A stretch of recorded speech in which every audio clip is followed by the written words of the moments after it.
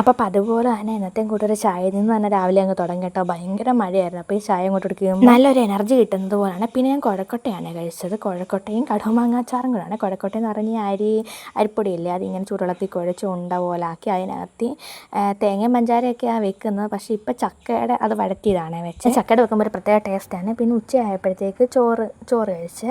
ചോറും അയില വറുത്തതും പിന്നെ ചക്കക്കുരു ഇല്ലേ, ചക്കക്കുരു തോരൻ പോലെ തേങ്ങയും ഉള്ളിയും എല്ലാം ഇട്ടിട്ട് ഒരു തോരൻ പോലെ വെച്ച്. പിന്നെ പൈനാപ്പിളിൻ്റെ പുളിശ്ശേരിയാണ്. നമുക്കിവിടെ പൈനാപ്പിൾ കടച്ചക്കയെന്ന് പറയും. കടച്ചക്ക പുളിശ്ശേരി. പിന്നെ നന്ദനില്ലേ, ചെറിയ മീൻ അരഞ്ഞിൽ, അത് പറ്റിച്ചത്.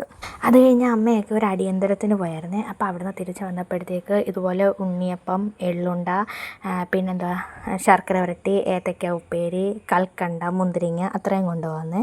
അതെല്ലാം കഴിച്ച് പിന്നെ വൈകുന്നേരം ആയപ്പോഴത്തേക്ക് ഉഴുന്നുവടയല്ലേ, വീട്ടിൽ തന്നെ ഉണ്ടാക്കി ഉഴുന്നുവടയാണ്. ഉഴുന്നുവടയും കട്ടൻ ചായയും കൂടെയാണ് കുടിച്ചത്. പാൽ ചായയല്ല, കട്ടൻ ചായയും കൂടെ കുടിച്ച്. അതെല്ലാം കഴിച്ച് കഴിഞ്ഞ് പിന്നെ രാത്രിയായപ്പോൾ ചോറ് തന്നെയാണ് കഴിച്ചത്. ഉച്ചക്കലത്തെ അതേ സെയിം കറികളൊക്കെ തന്നെയായിരുന്നു. പിന്നെ അവിയൽ രാത്രിയിൽ ഉണ്ടാക്കി കേട്ടോ. അല്ലാതെ നമ്മൾ ഈ അരഞ്ഞിൽ പറ്റിച്ചത്, ചക്കക്കുരു തോരൻ, അത്രയൊക്കെ ആയിരുന്നു. അപ്പോൾ ഇത്രയൊക്കെയാണ് ഞാനിന്ന് കഴിച്ചത്. അപ്പോൾ ഇഷ്ടപ്പെട്ടെങ്കിൽ ഒന്ന് സബ്സ്ക്രൈബ് ചെയ്യണേ. അപ്പോൾ ബൈ.